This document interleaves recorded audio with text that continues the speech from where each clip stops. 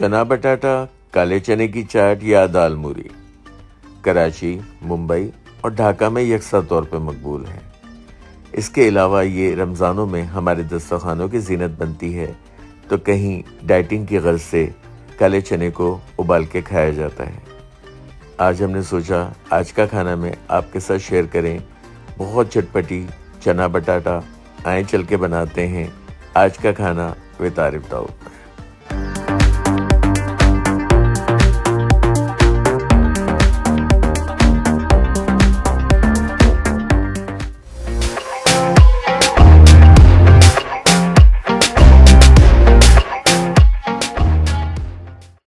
अस्सलाम वालेकुम। आज का खाना विद आरिफ दाऊद। आज का खाना विद आरिफ दाऊद में एक ऐसी रेसिपी बनने जा रही है जो आपको कराची की सड़कों पे मिलती है, आपको मुंबई की सड़कों पे मिलती है, आपको बांग्लादेश ढाका की सड़कों पे मिलती है और उसे मुख्तलिफ नाम दिए गए हैं। यहाँ पे काले चनों की चाट कहते हैं, मुंबई में चना बटाटा कहते हैं, बांग्लादेश में दाल मूरी कहते हैं। तो आए चल के बनाते हैं मजेदार सा चना बटाटा, दाल मूरी या काले चने की चाट। जी तो आ गए किचन में और आज मेरी अपनी बहुत मोस्ट फेवरेट चीज बन रही है चना बटाटा या काले चने की चाट। कराची की स्ट्रीट्स पे आपने देखा होगा बहुत सारे जगहों पे ये मिलता है, खास तौर पे मेमनी कम्युनिटी बहुत खाती है। ये काले चने थे, इनको बहुत अच्छा 3-4 घंटे के लिए भिगो के ये देखें बहुत अच्छे नाइस आपने उबालने हैं। यहाँ पे 3 से 4 आलू या हस्बे जरूरत आलू आपने जितने पसंद हो ये आपने आलू जो है उबाल लेने हैं, इनके छोटे क्यूब्स काट लेने हैं। अब पहला काम क्या करेंगे, थोड़ी सी ग्रेवी फॉर्म करेंगे। यहाँ पे इस्तेमाल कर रहे हैं प्याज।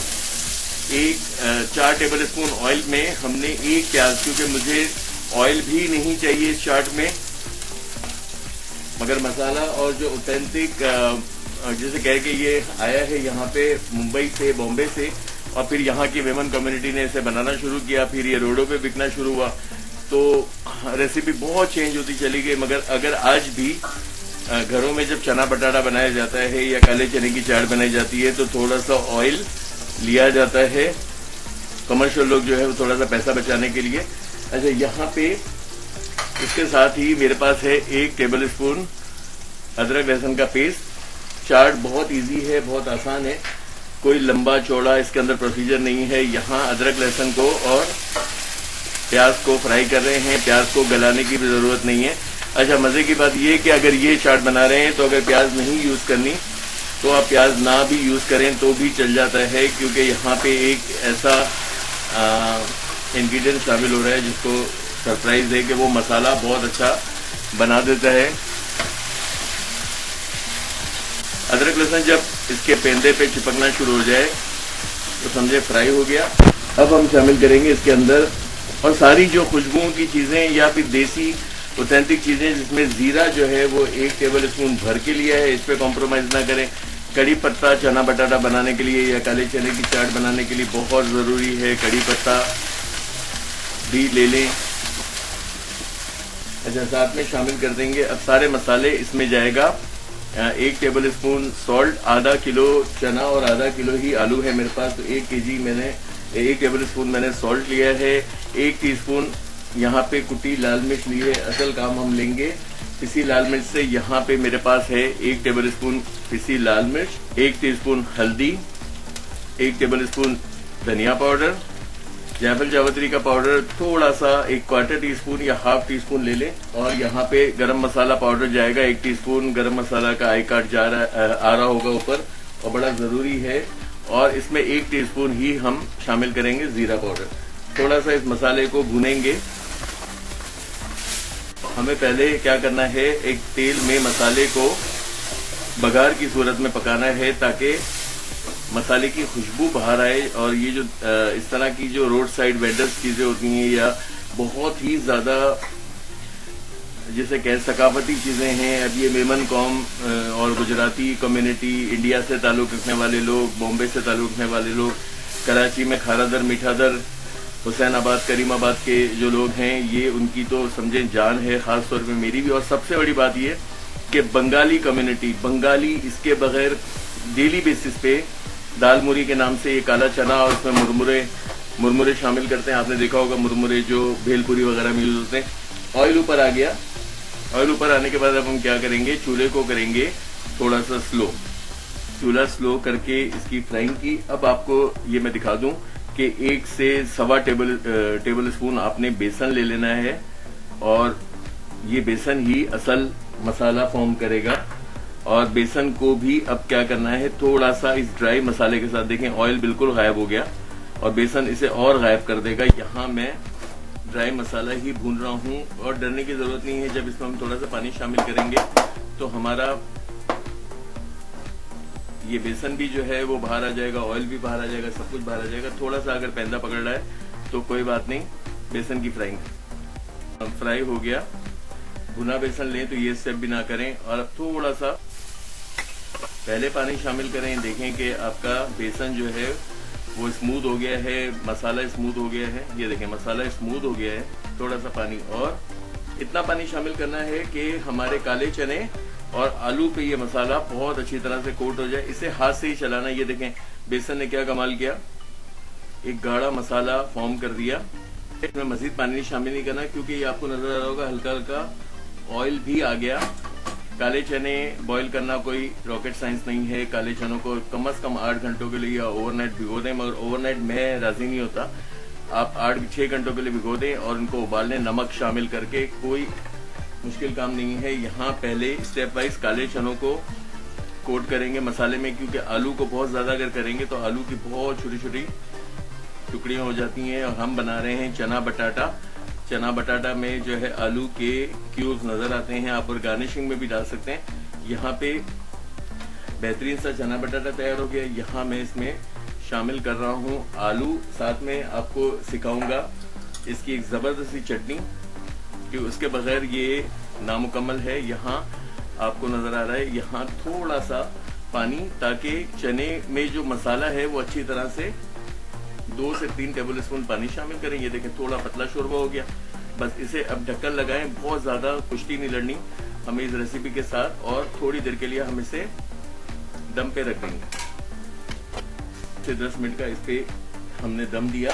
और मुझे क्योंकि हर चीज भुनी भुनी और बहुत ज्यादा पकी पकी उबली उबली, यानी कि हर चीज को हमने अलग से उबाला। बेसन को आपने देखा था कि मैंने इसको अच्छी बुनाई की, मसाले की अच्छी बुनाई की, यहाँ तक बुनाई की कि वो पेंदे पे लगने लगा। यहाँ इस स्टेज पे थोड़ा सा हरा धनिया, और बाकी हम इसकी गार्निशिंग में, और इसकी अभी चटनी आपको मैं बताता हूँ, इसको बस अपसाइड डाउन करें ताकि धनिया अपनी, और थोड़ा सा ये वाटरी रखें, यानी कि थोड़ा सा ग्रेवी रखें। ये जैसे ही ठंडा होगा ये बहुत गाढ़ा हो जाएगा, तो इस स्टेज पे आपने इसे थोड़ा सा शोरबे वाला रखना है। ये 5 मिनट में चूंकि बेसन शामिल किया है तो ये बहुत गाढ़ा हो जाएगा। बस ये हमारा रेडी है चना बटाटा, और बहुत जबरदस्त जो है। अगर ऑयल यूज नहीं करते हैं तो डाइटिंग के लिए भी बड़ी अच्छी चीज है कि ये चने की चाट खा लिया करें। आए इसकी करते हैं प्रेजेंटेशन।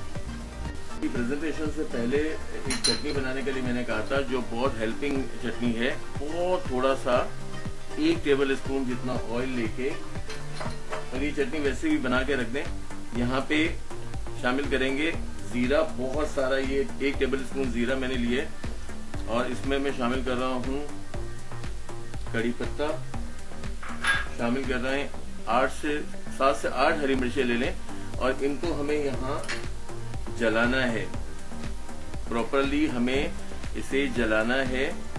तो ये चटनी जो है वो बहुत ही कोई पटाखा किस्म की चटनी तैयार होगी। बहुत ज्यादा जो है आजकल दौर है कि वो पता नहीं चाट मसाला और बहुत सारी चीजें बिल्कुल भी नहीं शामिल होती। ये चटनी होती है और इसके साथ चना बटाटा होता है। ये देखें मैं इसे तकरीबन काला कर दूंगा। इसमें हम शामिल करेंगे कुटी लाल मिर्च। कुटी लाल मिर्च भी थोड़ी सी डार्क टोन पे चली जाएगी। मुझे अपने यूरोप और अमेरिका के जो जिनका ताल्लुक पाकिस्तान और इंडिया से है, बहुत ज्यादा फरमाइश थी इस चना बटाटा की, तो मैंने सोचा कि बना दिया जाए। ये देखें ये हो गया। अब 1 बोल मेरे पास इमली का पल्प है। ये इमली का pulp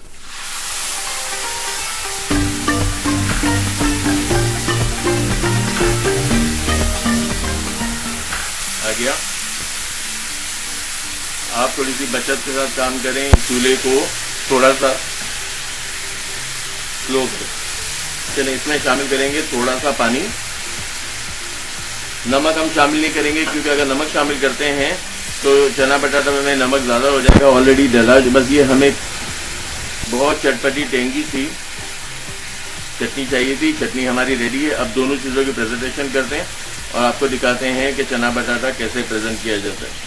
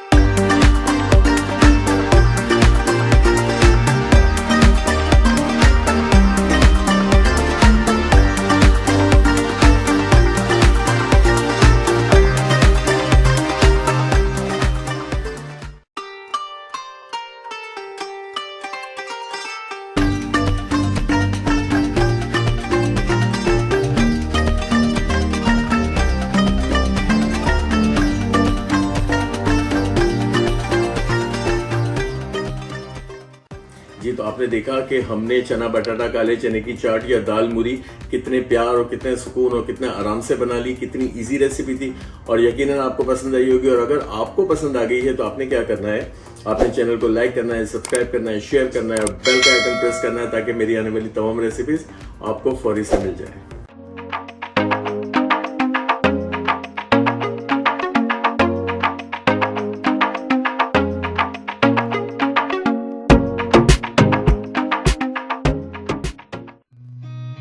Seen a lot of change, been through a lot of pain. Some things are not the same as they were a year ago, but all will be okay. I move on each and every day. The past is where it stays, way back a year ago. I've changed for the better.